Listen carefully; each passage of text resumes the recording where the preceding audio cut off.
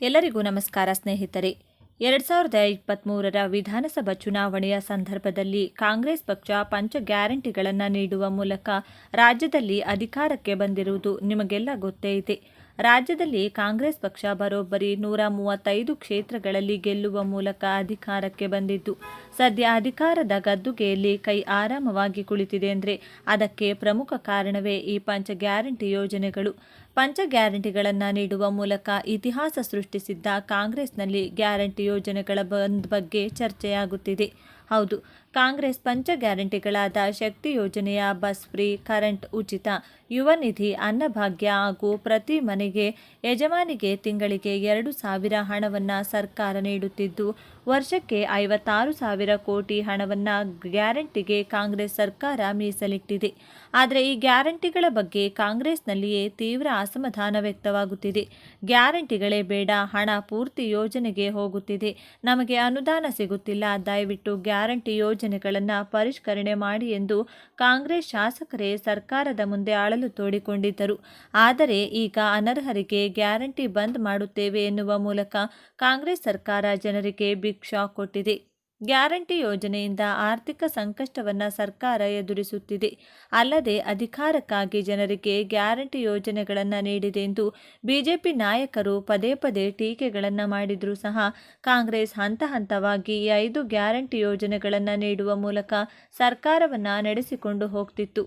ಇನ್ನು ಸ್ವಪಕ್ಷದ ನಾಯಕರೇ ಗ್ಯಾರಂಟಿ ಯೋಜನೆಗಳ ಬಗ್ಗೆ ಅಸಮಾಧಾನ ವ್ಯಕ್ತಪಡಿಸಿದ್ರು.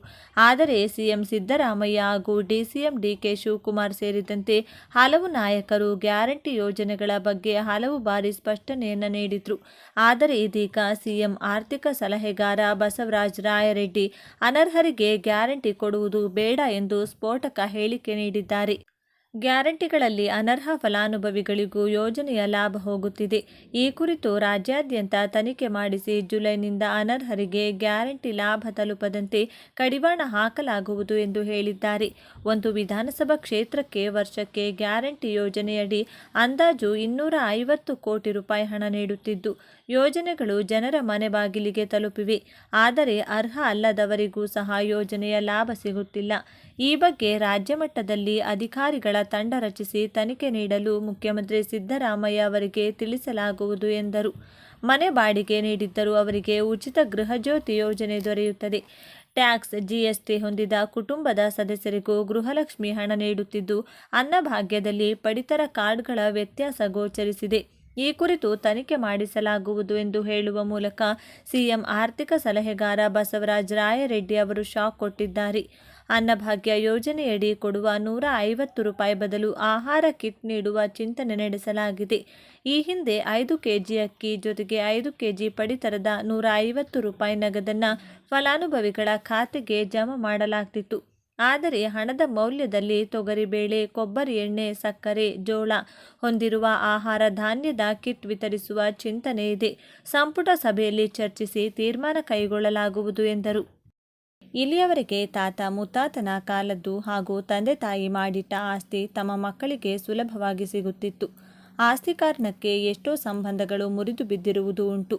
ಆಸ್ತಿ ವಿಚಾರವಾಗಿ ಸಂಬಂಧಗಳನ್ನೇ ಕಳಚಿಕೊಂಡವರಿದ್ದಾರೆ.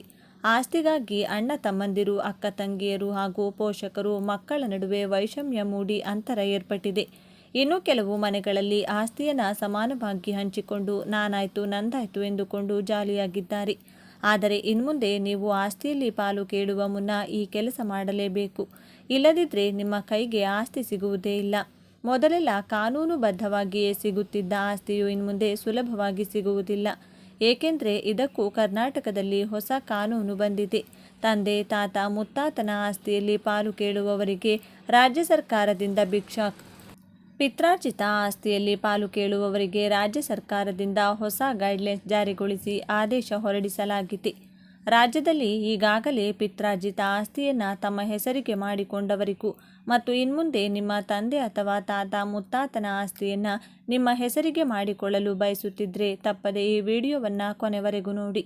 ನಿಮ್ಮ ಬಳಿಯೂ ಕೂಡ ಪಿತ್ರಾರ್ಜಿತ ಆಸ್ತಿ ಇದ್ದರೆ ತಪ್ಪದೆ ಈ ವಿಡಿಯೋಗೆ ಒಂದು ಲೈಕ್ ಮಾಡಿ.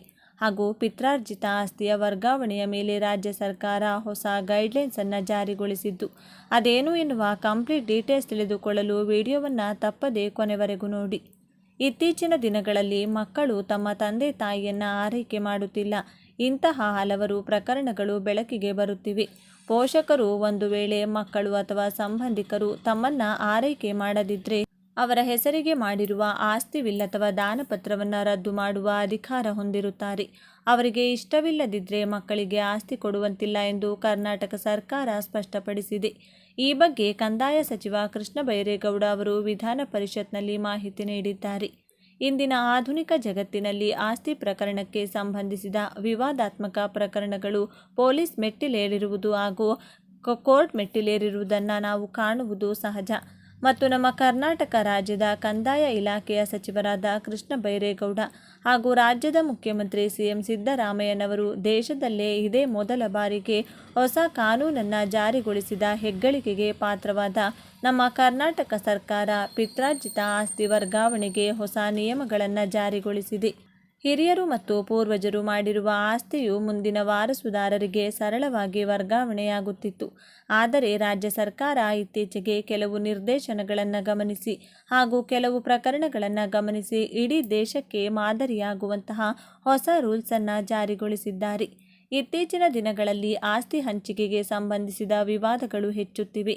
ತಾತ ಮುತ್ತಾತನ ಕಾಲದ ಆಸ್ತಿ, ತಂದೆ ತಾಯಿಯು ಶ್ರಮಪಟ್ಟು ಮಾಡಿಟ್ಟ ಆಸ್ತಿಯು ಮಕ್ಕಳಿಗೆ ಸುಲಭವಾಗಿ ಲಭಿಸುತ್ತಿತ್ತು.